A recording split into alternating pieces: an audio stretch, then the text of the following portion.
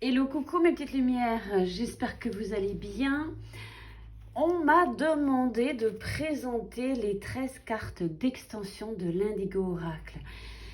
Alors, j'avais fait un ITGV sur Instagram parce qu'effectivement, je suis aussi... tiens, je vais mettre une petite bougie. Je suis aussi sur les réseaux sociaux, sur Instagram, ainsi que sur ma page Facebook Michel-Ange Tarot, vous le savez sans doute. En tous les cas, je vais vous faire cette petite vidéo ici sur YouTube également. Donc, vous connaissez l'Indigo Oracle, les 52 cartes, et bien, il y a une petite extension que j'ai créée en mars 2020. Donc, je vais vous les présenter et ensuite vous apporter les mots-clés et les descriptifs de chaque carte. Commençons. Donc, l'Indigo Oracle finit à 52 cartes et les extensions iront donc de 53 jusqu'à 65, puisque nous avons 13 cartes. Commençons immédiatement. Alors là, je suis à la fin, donc on commence ici. Pourquoi je commence à la fin? Alors, vous allez trouver la carte 53 qui parle de Positive Vibes, donc représente ici évidemment des énergies positives, des ondes positives, ainsi qu'une influence positive sur une situation ou sur une question.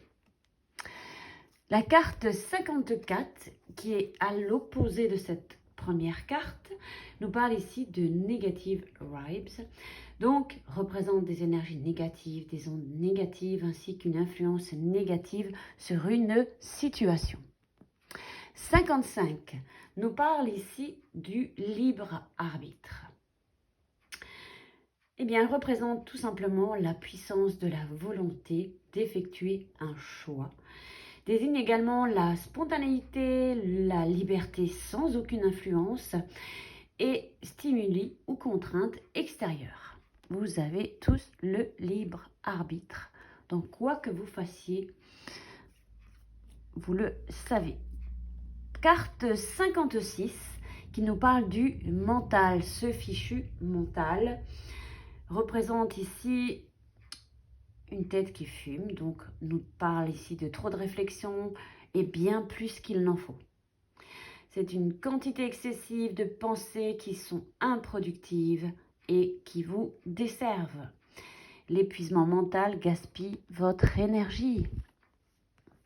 Carte 57 nous parle du sphinx ici qui représente une renaissance après s'être consumé dans les flammes.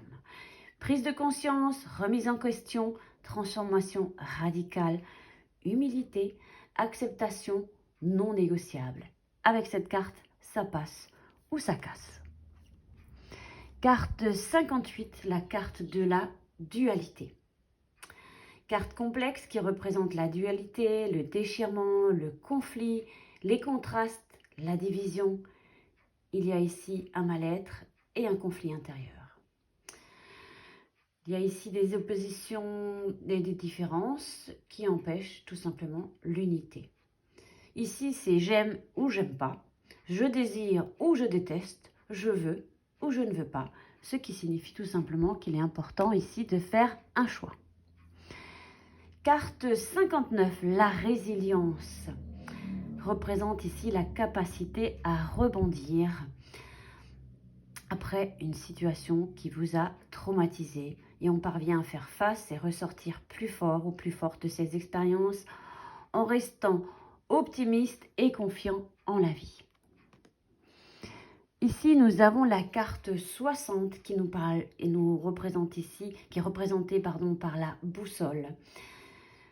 Représente tout simplement votre mission de vie, votre place sur Terre, votre but dans la vie. Toutes vos capacités et ressources nécessaires à la réalisation de votre mission et sont toutes en vous. À vous de vous écouter, de trouver la bonne voie. On parle ici d'évolution personnelle. Certains pensent effectivement qu'elle est déjà écrite. En tous les cas, vous savez bien que tous les chemins mènent à Rome. Ici, nous avons la carte 61. Parle de l'illusion, représente une situation qui fait fausse route, qui est irréaliste ou irréalisable. attention à ne pas se voiler la face et qu'il est important de revenir à sa réalité et surtout à la vérité. Carte 62 nous parle de l'enfant intérieur, représente le fait de s'accepter en tant que personne, avec votre caractère, vos qualités évidemment et vos défauts. Mais de s'accepter aussi physiquement, de renouer avec son corps, avec son véhicule terrestre et prendre contact avec son enfant intérieur, de le prendre par la main. On parle ici de réconciliation, de reconnexion, de dialogue intérieur. Demandez-lui pardon de l'avoir négligé. Évidemment, ça permettra la libération pour gagner ou regagner la confiance, ou votre confiance, ou sa confiance, comme vous voulez. La carte 63 nous parle ici de la relaxation. Représente un état méditatif, comme sur la carte. On parle ici d'effectuer une pratique relaxante qui va vous aider à mieux gérer le stress, l'anxiété. Et donc, on vous invite à user et abuser de ces pratiques qui sont thérapeutiques. Carte 64, mauvaise intention. On parle de magie, de rituel. Ici, elle représente une situation ou un état d'esprit ou des agissements hostiles et malveillants. Elle évoque souvent des travaux occultes, du vaudou, de la magie noire, etc. Mais à vérifier. Et pour finir, la carte du lâcher-prise ici, qui représente l'acceptation et le renoncement à contrôler ce qui ne peut pas l'être. De cette manière, l'horizon peut se dégager et des solutions nouvelles peuvent être trouvées. Voilà donc mes petites lumières, les 13 cartes de l'extension de l'Indigo Oracle et les petits mots-clés qui l'accompagnent, qui les accompagnent.